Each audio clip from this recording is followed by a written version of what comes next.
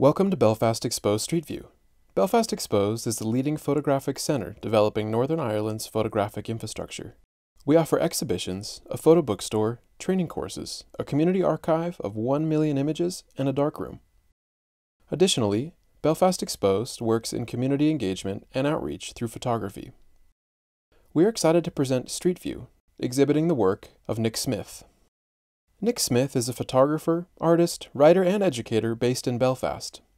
He was born in 1961 in Milford, Surrey, England. His practice as a photographer has included editorial briefs and frequent wanders outside of this in an attempt to pull the medium apart, explore its margins in terms of frame, or how frame is defined through montage, time-based sequences, and time-elapsed projects. Smith's work Fabric of Choice tells the story of his grandfather, Arthur Denby Wilkinson, a conscientious objector to war. Arthur Denby Wilkinson, shown in the middle, lived a long and seemingly conventional life, one of a worker, father, grandfather, and also that of a farmer and farm manager. He was also an accomplished ornithologist, expert in both domestic and wild birds, interests which came to form the most significant parts of his life work. He had a way of being able to handle and pacify birds successfully which appeared wonderful, derived from his experiences of bird ringing and farming. People would know to go see old Denby with it, if they found an injured bird or managed to save a sparrow from their cat. It also led to quite regular impersonations of his broad Yorkshire accent, curiously distinct in a Surrey village of many different accents. It was a popular refuge destination for many Europeans who simply had nothing to return home to after the end of World War II. That was his whole family, blown in from the far north of England via Suffolk and Buckinghamshire, joined via a relationship in London and given new legs to totter around on in Surrey Heathland. Economic migrants from both the same and earlier wars. Denby initially took up photography to record farm procedures and carried it on long into his retirement, becoming a prolific natural history photographer and family snapper. His many collected photography magazines and monographs were where artist Nick Smith first saw the world through the eyes of image makers such as André Kertész, Bill Brandt, Helen Levitt, and Ernest Haas.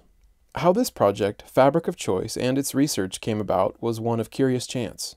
His conscientious objection to military service in World War I was known about, but in early 2018, his entire correspondence from the time, prison letters, charge sheets, and tribunal outcomes, was found in a box at the Quaker meeting house he used to attend.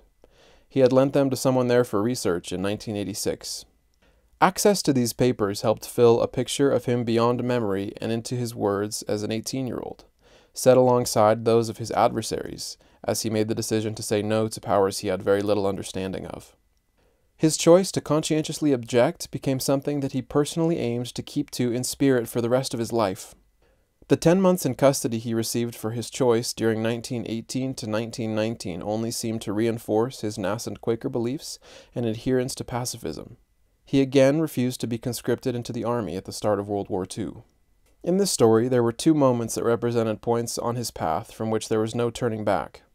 These are portrayed in text with italics that are imagined from the point of view of two noted but unnamed military figures of authority.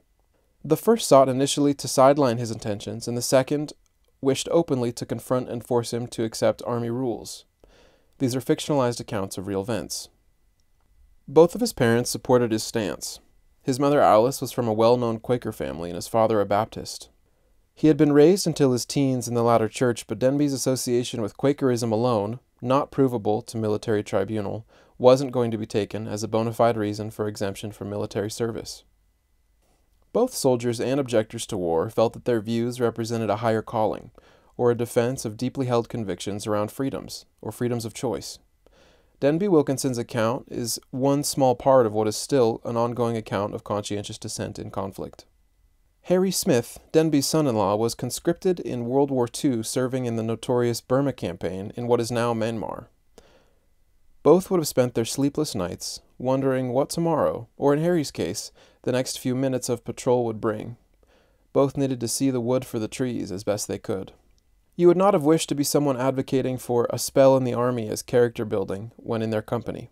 If Denby's prosaic pacifism and spiritual arguments didn't change the subject, Harry's grisly accounts of the effects of a spear-lined pit trap certainly would. Going back to Lancashire in 1918. These incidents actually happened, but the account we're reading is from a later memoir of Denby's.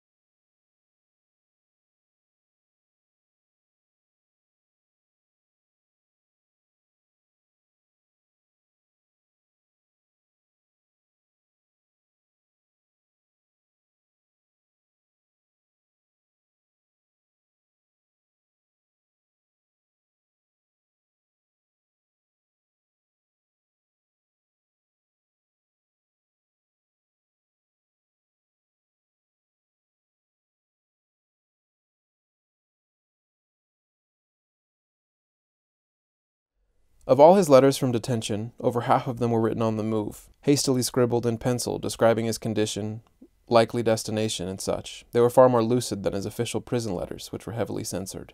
For the most part, these were delivered untouched by the goodwill of guards, escorts, or fellow detainees who would have been serving soldiers.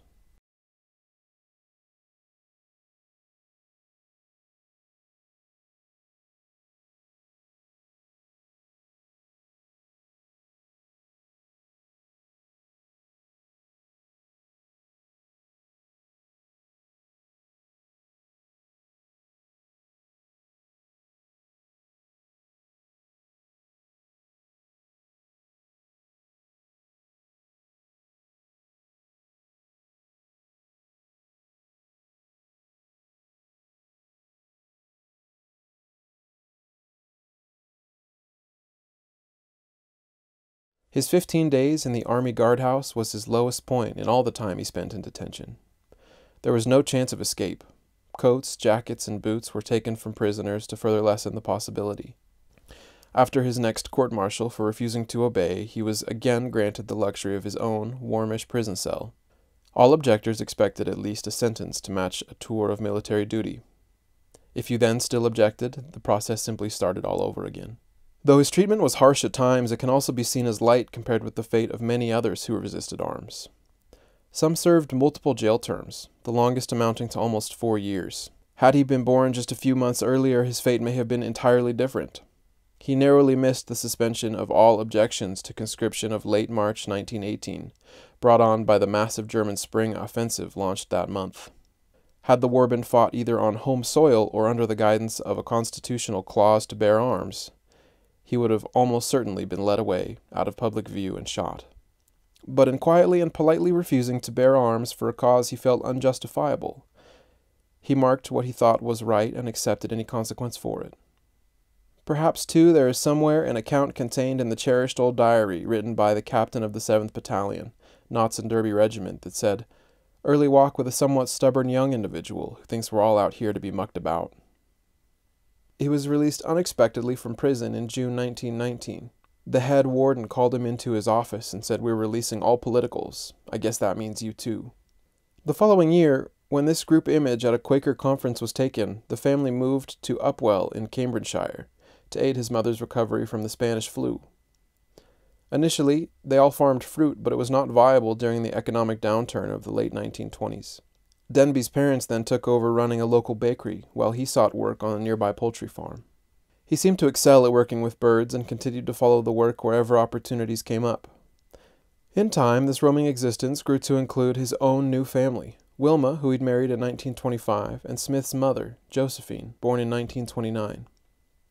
His longest period of employment was as a manager of the National Poultry Test Farm at Milford in Surrey, from 1952 to 1965.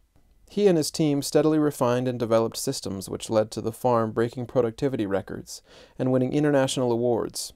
He was recommended for a Member of the British Empire Medal for his work, which he accepted in 1964. In short, if you could say anything of Denby, it was that he was seemingly driven towards keeping himself busy. All who had resisted conscription had restrictions placed on employment and movement between 1919 and 1926, and 1939 to 1946. This restriction contributed to his sense of wanting to make progress as he saw it.